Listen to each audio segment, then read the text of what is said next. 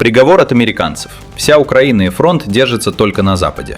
Ночь в Киеве была жаркой. Россия разнесла заводы ракет «Фламинго» и топливные склады. Трамп кинул Зеленского. Никакой помощи, никакого Патриот не будет.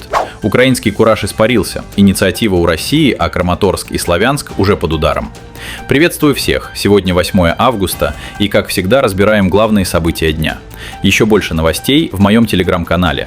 Ссылку оставил под роликом. Лайк, подписка и начинаем. Начнем с главного. Заявление Зеленского про успешное сопротивление все сильнее расходится с тем, что происходит на земле. И это признают уже не в Москве, а в Вашингтоне. Американские эксперты открыто говорят, иллюзию жизнеспособности Украины держит исключительно за счет прямого вмешательства Запада. А Россия в это время планомерно решает свои задачи, шаг за шагом, без спешки.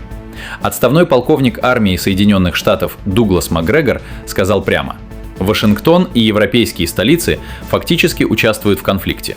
Они передают украинской армии разведданные и сами выставляют полетные задания для дальнобойных ударов. Европейцы, и, к сожалению, американцы помогают украинцам с беспилотниками дальнего радиуса действия и ракетами большой дальности, чтобы создать иллюзию, что в Украине еще теплится жизнь. И, к сожалению, мы помогаем им с данными для наведения. Мы отслеживаем все полеты и пролеты спутников. Мы знаем, где находятся все нефтеперерабатывающие заводы. Мы предоставляем эти данные украинцам. Они их используют.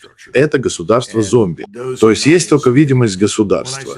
По сути, полковник описал простую вещь. Без западных данных целеуказания, без спутников, без чужих рук за пультом украинские дальнобойные удары просто не состоялись бы. Но даже такая поддержка не переламывает ситуацию на фронте.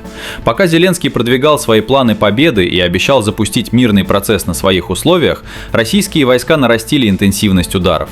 И серьезного противодействия со стороны истощенной украинской ПВО они не встретили. Макгрегор подтверждает, активизация носит фундаментальный характер, это не разовая вспышка. Очевидно, что то, о чем Путин говорил неделю или около того назад, теперь начинает воплощаться в жизнь. Это усиление атак и стремление захватить больше территорий и продвинуться к Днепру. Это реальность. Он сказал, что сделает все возможное, чтобы уничтожить это правительство, этот режим в Киеве. В ответ Киев начинает судорожно предлагать частичные перемирия, например, взаимно прекратить удары по энергетике.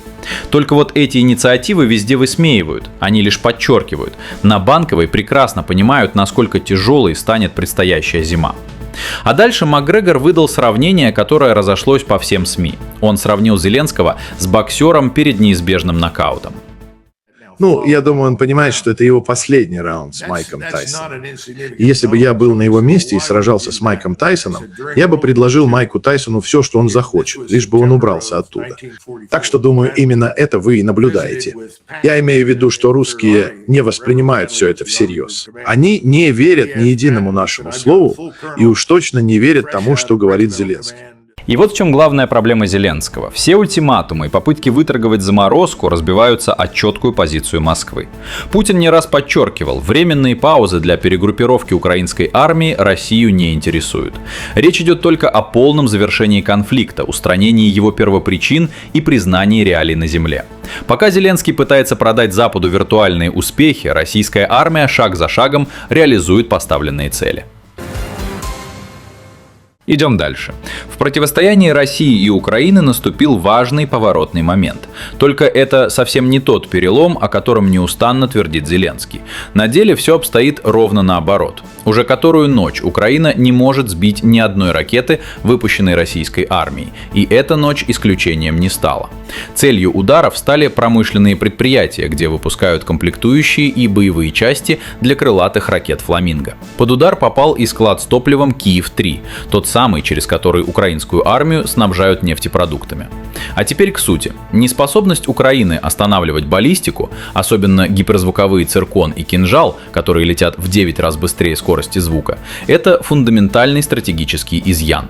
И Москва этим пользуется в полной мере, выбирая цели там, где по украинской обороне бьет больнее всего. Еще в прошлом месяце сам Зеленский заявил, баллистические ракеты – это последнее стратегическое преимущество России. Как оказалось, это была просто красивая фраза для трибуны. Россия отвечает на удары Киева той же монетой, вот только ее ответ бьет по подорванной украинской экономике куда разрушительнее. Одесса фактически отрезана от моря, но куда тревожнее для Зеленского другое. Теперь Кремль взялся не только за торговые и военные объекты. Под прицел пошли жизненно важные водоводы и теплотрассы, то, без чего города просто не проживут зиму. По сути, картина складывается предельно ясная. Пока Зеленский рассказывает про перелом в свою пользу, реальный перелом идет в обратную сторону. Украинское небо открыто, тыл под ударом, а рычаги давления один за другим переходят к Москве. И зима здесь становится уже не просто временем года, а полноценным фактором на поле боя. Это, пожалуй, самый болезненный удар для Киева за последние дни. Причем удар не с фронта, а из Вашингтона. Американцы отказали Украине в новых поставках систем Patriot и дальнобойных ракет. Дональд Трамп публично кинул Зеленского, заявив, что американские арсеналы опустошены, а ракеты нужны самим американцам. Новость мгновенно разлетелась по ведущим мировым СМИ и разрушила надежды Киева на новые лицензии и прямые поставки, о которых там еще недавно так уверенно говорили.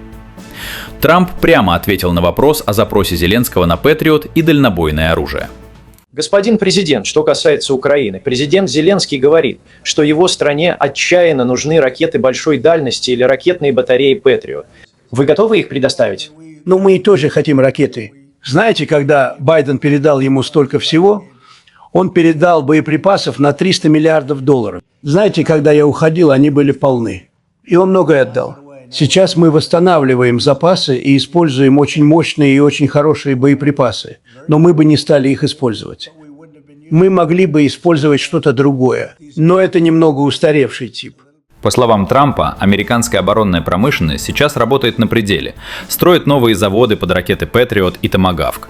Только вот приоритет у Вашингтона теперь другой – безопасность самих штатов и укомплектование собственной армии, а Киев за бортом. Дальше еще интереснее. Отвечая на вопрос о фронте, Трамп сказал, что глубоко опечален жертвами с обеих сторон и назвал масштаб потерь. Мы не вовлечены в это с практической точки зрения. Нас разделяет океан. Но мне неприятно видеть, как убивают 25 тысяч молодых людей в месяц. И именно это происходит между Россией и Украиной. Украина теряет в среднем 25 тысяч человек, в основном солдат, в месяц. Обратите внимание на цифру. 25 тысяч человек в месяц. Так президент Штатов описал реальную цену этих боев. И это не оценка блогера или эксперта с дивана, а слова первого лица Америки. Именно поэтому они звучат так тяжело. А под конец Трамп высказался и о самом характере конфликта, и о личных отношениях между Путиным и Зеленским. Он признал прямо, этот конфликт оказался куда сложнее, чем он рассчитывал изначально. Мы работаем над этим, и я думаю, что мы добиваемся прогресса, но это жестокая, очень жестокая война. В этой войне много ненависти между двумя лидерами. Я уладил 8 войн. Я думал, что это, возможно, будет одной из самых легких, но она оказалась самой трудной. Но прогресс налицо. Складывается предельно ясная картина. Риторика Белого дома меняется кардинально. От бесконечных военных поставок к жесткому прагматизму и дипломатическому давлению. Вашингтон устал платить по чужим счетам. И Зеленский это уже почувствовал на себе. Причем в самый неподходящий для себя момент. Тот оптимизм, который украинская сторона так уверенно демонстрировала в начале лета, к августу практически исчез. Настроения в Киеве поменялись, и поменялись резко. От уверенности в скором переломе не осталось почти ничего. Стратегическая инициатива в зоне конфликта у российской армии. А самое тяжелое положение для украинской армии сейчас складывается в районе Краматорска и Славянска. Это ключевые точки всей обороны на Востоке, и именно там сегодня решается многое. Расчет украинского командования не сработал. Ставка была понятная – бить по глубокому тылу России, по базам и логистике, чтобы затормозить наступление и вызвать панику у общества. По задумке, это должно было сбить темп продвижения на западном направлении и направить народ против власти. На деле не получилось. Российские войска как шли вперед, так и идут, а громкие удары по тылам на общую картину повлияли слабо. А положение тем временем ухудшается. Украина отступает, и возможностей у украинской армии становится все меньше. Резервы не бесконечны, а линия фронта требует людей, техники и боеприпасов буквально каждый день. И здесь в дело вступает еще один фактор, который работает против Киева в долгую. Высокоточные удары российской армии по тыловым базам хранения бьют не просто по складам. Они напрямую снижают боеспособность передовых подразделений. Логика простая. Нет снабжения в тылу, нет и полноценного боя на передовой. Боец на линии соприкосновения ровно настолько силен, насколько исправно работает все, что стоит у него за спиной. Вот и складывается общая картина дня. Инициатива у России, Восток под нарастающим давлением, а украинские резервы и запасы тают. Летний кураж выветрился, а на смену ему пришла куда более тяжелая осень. Ну а теперь самое важное в двух фразах, и вот что в итоге. Зеленский по-прежнему продает красивую картинку. Успешное сопротивление, скорый перелом, мир на своих условиях. А за этой картинкой отставной полковник Пентагона видит только фасад и называет вещи прямо. Без Запада вся конструкция держаться не будет. Тем временем небо над Украиной открыто, который день ни одного перехвата, а под ударом заводы и топливные склады. И тут же Трамп в лицо отказывает Зеленскому в Патриот и дальнобойных ракетах. Складывается простая вещь. Наверху рассказывают про козыри и переломы, а на земле все по-другому. И вот что важнее всего. Все ультиматумы и попытки давить на Москву раз за разом разбиваются о ее позицию. Паузы и заморозки Россию не интересуют. А значит, реальный выход один – не тянуть конфликт до последнего, а садиться и договариваться о мире, пока цена не выросла еще сильнее. Чем дольше Зеленский делает вид, что можно продавить свое, тем тяжелее будет расплата. А вы что обо всем этом думаете? Делитесь в комментариях. Лайк и подписка – лучшая поддержка для канала. Еще больше в моем телеграме, ссылка под видео. С вами был Медиашот, скоро вернусь. Всем пока.